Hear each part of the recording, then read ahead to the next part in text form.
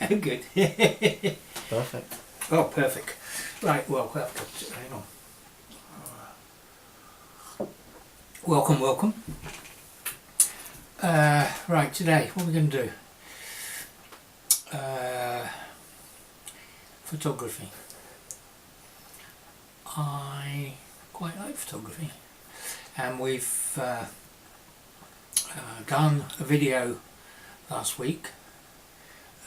Also, beginning a new series on model trains.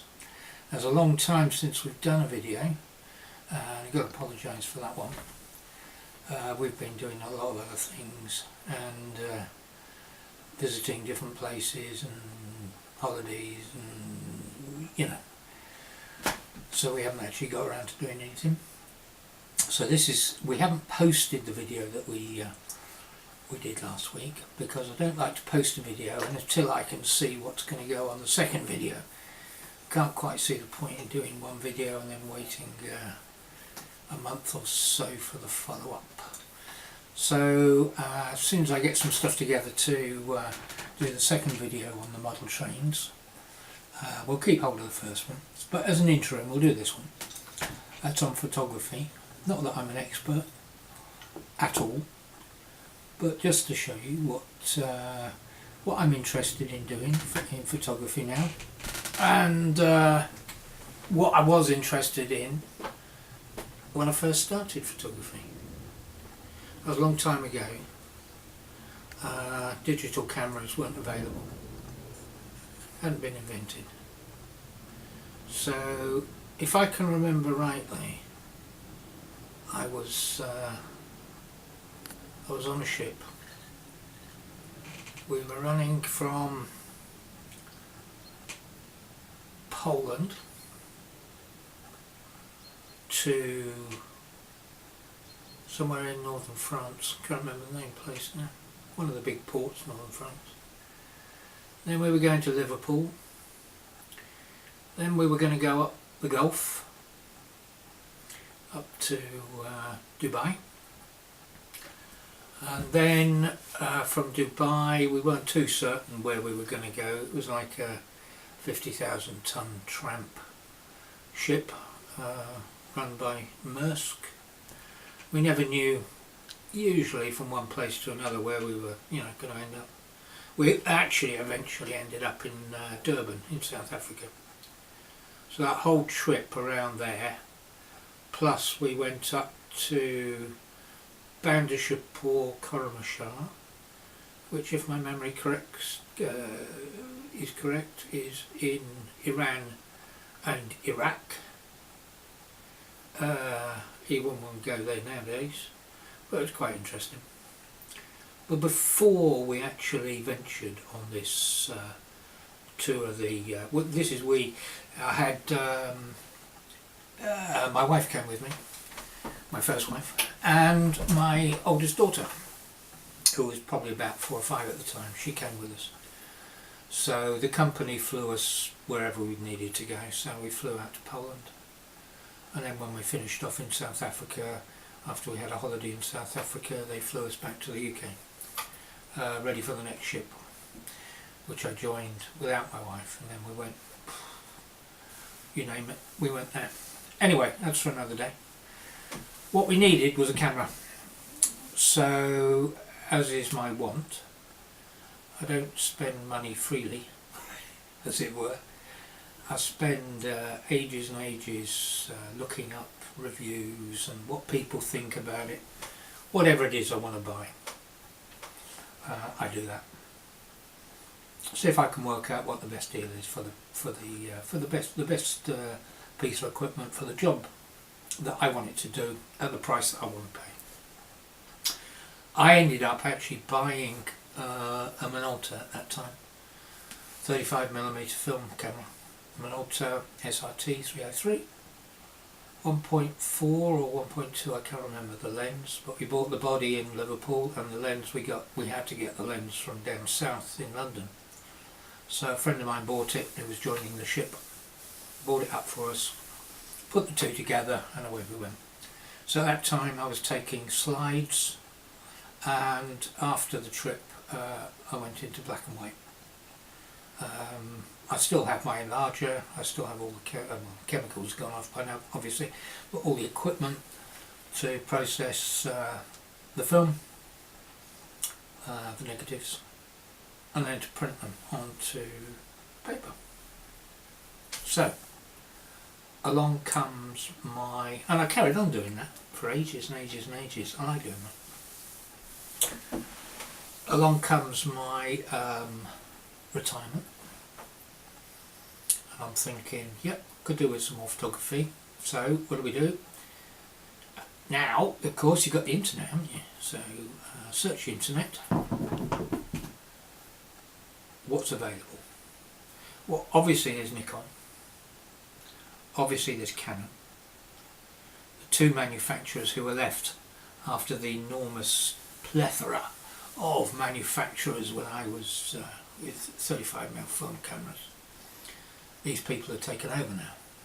They can say what they want, they can charge what they want as well. There is one other operator that I found who could compete with these two monsters, which was the camera which we're actually filming this on now, which is a Pentax. This is the K500 Pentax we're filming this on. It's a still camera. It's not a video camera, but it does pretty good videos.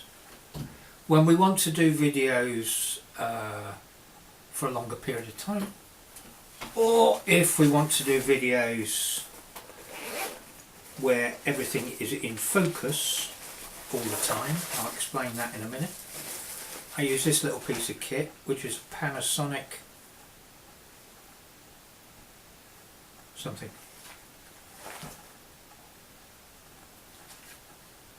Panasonic something or other. Can't remember.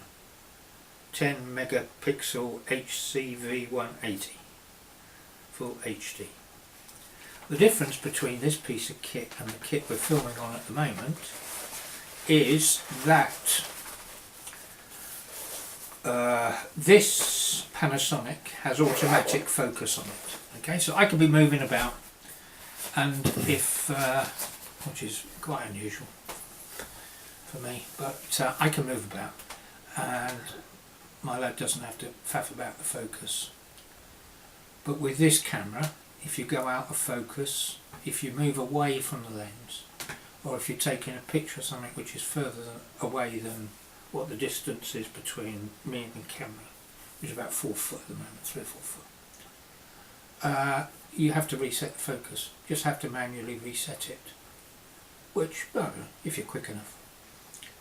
But as I say, it depends what you're going to use it for. This is adequate, more than adequate. The optics on this obviously are far better than the Panasonic thingy, and gives you a clearer picture. Right, so let's get into the photography. Well, before we get into the photography, there's a number of things which I'm going to tell you that we're going to do. Not necessarily in photography, but in I'm just sorting out all these reams of paper here that I've got. They're phenomenal. The things that I'm intending to do anyway with the model railway for a start off, and other things as well. Right, so what I downloaded the other day off the internet, if I can find it. Oh yes, I can. Good. Right. Photos everywhere. Photos everywhere. What are we doing? Photos everywhere. Photos everywhere. No, I can't find it. Where did I put it? Never mind. What I did do. This is what. Well, this is something we're going to do. I'm keeping this for Christmas. That's an automata which we're going to build. I'm going to build that over Christmas because I like that. Bought off Cool for Cats. You'll see anyway. I wanted to buy one of the cheaper models to begin with because I've got my eyes on something which is not cheap, but I wanted to see the quality before I bought the more expensive one, which is like a model train going around the village, and I think it's getting on for I don't know, maybe 3 foot long or something. So that will be an interesting one to build. Well, that'll be interesting as well. That will be interesting as well. The bits that I've done, which I wanted to show you, which I can't show you because I don't know where I've put them, are a model kit. It's a model kit for some railway buildings, or buildings to put on my railway, let's put it that way. Can you look behind you? See if they're down there. Oh, that's them there. That's them there. Let's have a look. Pass them over, Hayes. That's my daughter's name, sorry. Harry, that's my son's name. Right, what have we got here? We have got something from scale seams, okay? So these are bits of paper which are printed out on my little printer thing. I was thinking of buying an A3 printer the other day, but I'll go into that in a minute. So these are bits of paper you stick onto card, and then you fold them and stick them. So in the end, you end up with this particular one is some low relief. That means they're only half the depth from front to back houses.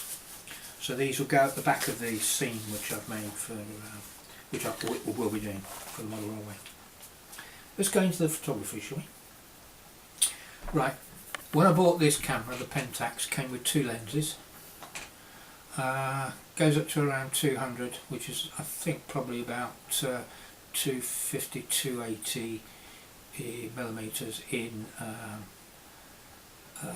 So it's a zoom lens, basically, in old money, in the 35mm camera range.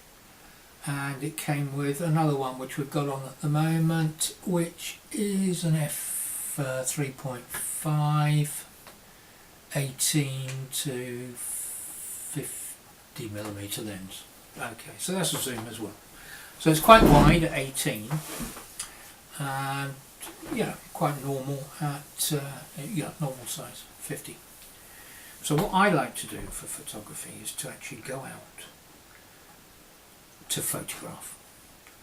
I don't take pictures on a mobile phone because basically I haven't got one. If you want to take pictures, that's what a camera's for, isn't it? If you want to make phone calls, that's what a phone's for. If you want to watch the internet, that's what a computer's for. If you want to know the time, I suppose that's what a watch is for, isn't it? So you can see for that I've got something for everything apart from telling the time. I really don't need to know what the time is. You've got a clock on them. Oh, there's a clock on the wall that tells me what the time is. I was quite happy with that. Right, so I did go out and I took some photographs, and what I enjoy doing now is processing these things on my computer through a decent program. So after I've taken the photograph, alright, I'll take some effort about taking a photograph, because being a 35mm film camera guy,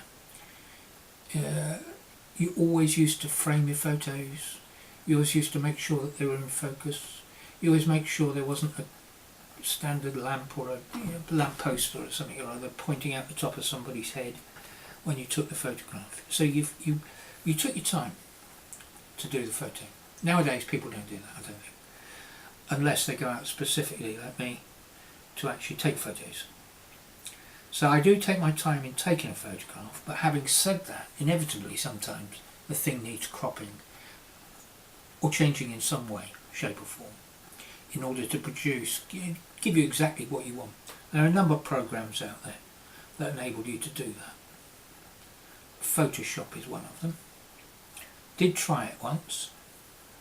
The problem I found with Photoshop was that if you didn't use it for a week, or if I didn't use it for a week, I forgot how to use it or anything. Terrifically complicated, I thought, for what it was. Alright, professionals, fine. you're doing it every day, super duper. And it's expensive. GIMP is a free sort of clone, I suppose, really, of Photoshop. Try to use that. Same thing. You know, it gave you too much. It gave you. It was just. It blew my brain.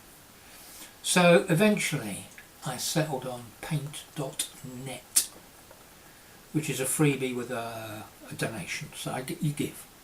And for goodness sake, if you're going to download it, give. So paint.net. That's what I use. And I thoroughly enjoy putting my photos on paint.net, faffing about with them and coming up with something which I would perhaps like. Not necessarily say, oh, that's a good photo, but something which is, I don't know, something I like, I suppose. And what I wanted to do was to print them up onto A3, which I was going to buy this A3 printer for, but I think you've got to pay a lot of money for something which gives you a decent quality, or the kind of quality I want. Right, what I'm going to do now is I'm actually going to hold up a few photos just in front of the lens, okay, and then we'll go and find, if I can, on my hard drive somewhere, the original photograph that these came from, okay. These are all C ones, I think. I think they're all seaside ones. Yeah, they are. So it's the first attempt. I took them to the local kind of printing. It's not a print shop, is it? It's a stationery shop. They've got a stunning printer there, and she puts it on the computer. Massive, great screen, so you can see exactly what you're getting. Bang bang, print it off. I give her the paper because you know I want some decent paper. I don't want it on toilet paper. So and it was €1 something, about £1. About £1 a print. Quite happy with that. I'll put that onto what do they call it, foam board, and stick it on the walls because I like them. No other reason. I like them. So just quickly going through them, and like I say, we'll go through them again when my son does the finds them on the hard drive. Right, that's the first one. Like that, nice sailing boat. Okay, out there. That's a biggie. That's out of Finistère in France. Out of Audierne in France. This is another one. Right, as you can see, it's I quite like that. Faffed about with quite a lot, that one, but I like the effect. Third one. This is up the river in Audierne, in Douarnenez in Finistère. Some wrecks of boats right on the other side of the river, quite some distance off. But as you can see, I think I took this with the 200mm lens and blew it up. Can't fault that. Nothing wrong with that, lad. Clarity, sharpness, everything. Beautiful. I don't sharpen my pictures on the computer, that's one thing I don't do. This is that same area where the boats were moored up, or rather collapsed. The boat on the this one here, on that side there, was the one that is the big picture which you've just seen. So I cropped that quite a bit, and then in paint.net I kind of faffed about with it to give it that feeling.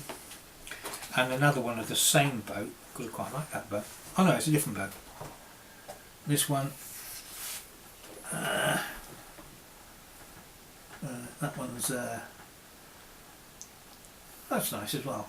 I've made that a little bit ethereally out of focus on purpose, but that's what I do. That's what I do. I think if you've got to go out, I think, and take specific photographs to do that. And I'm not one of these people who wait there for half a day for the sun to be in the right position. If it's not in the right position when I walk past, I don't bother. Or maybe I'll take the photograph and just see how it turns out in the end, because you can do that with digital now. It doesn't cost you anything, does it? Whereas before with 35mm you were a lot more likely to sit around for half a day waiting for a decent bit of sun or something like that before you actually took the photograph. I can remember when I was on a ONC course for photography in the UK, a guy took us out half a day sitting by a tree waiting. There were about half a dozen of us. We sat there for half a day taking photographs of this one tree in the middle of a field. That was good. I've still got that photograph somewhere. But when you look at it, you think, yeah, that's not bad. Perhaps it was worth waiting half a day for, I don't know. Anyway, what we'll do now is we'll put the photos, these again, up on the screen for you, and we'll put the originals up. And you can see, I won't talk through them. I think I waffled enough anyway. The dog sit-downs are beginning to wear off. You can see the difference between the original and the finished object. And if you want to have a bash, get onto paint.net. I think on Windows 10 it's an app. Good name. App. So you can download it. But you can download it off their site anyway. The difference being you pay before you download it. I can't remember what it was, £4. 4 squids I think for the Windows 10 version. You pay nothing if you go to their site, but there's a PayPal donate button. You can pay what you want. After you've downloaded the basic program, there's a load of extras. I can't think of the technical term for it, but people put together packages of extra things, extra filters, extra ideas and ways of manipulating photographs. They put together packages for you. You download those, they go, some of them anyway, go straight into the program without any hassle whatsoever. You don't have to be a computer geek, which I'm not, to be able to get those down onto the program and start manipulating your photographs, playing about with them. Doesn't matter if you don't like it, you know, there's an off button there, you can press that. Oh, the same goes for this video, by the way. If you don't like it, there's a button.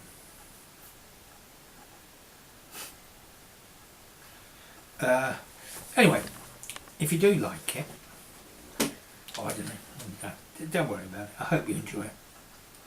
The next video will be the train one, hopefully, or perhaps some more photographs, because we've got some other photographs as well, some big ones. Let me just grab one of those. Stay where you are, Harry, with the camera. You showed that last time. Well, yeah, I showed it on the railway one, didn't I? Do you like that? I like that. Can you see it? Got it in the picture. Good. That's a big one. That, I printed up 4 different pictures. 1, 2, 3, 4 on A4s. Then stuck them together. There's a load of different ones. I like that one. So I like trains. Oop. How about that? Can you got that? Yep. Yeah, I like trains. So that is a 1, 2, 3, 4 one as well. Did that on that. What's it called? What's the program I use for keeping my photographs on? Picasa. I keep my photographs on Picasa, but I don't do anything with them on Picasa. I just keep them and kind of put them into categories. All the manipulation, if you like to call it that, I do on paint.net. So anyway, here we go. See what you think.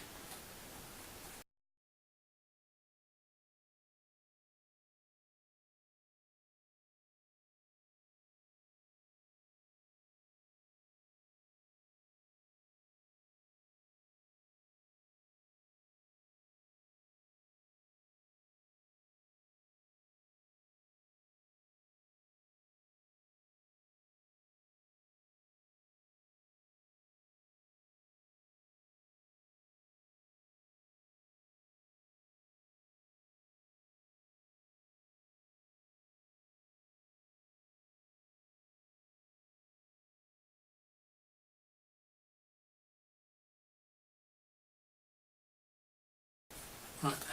Yep, cheers for now then. See you next time.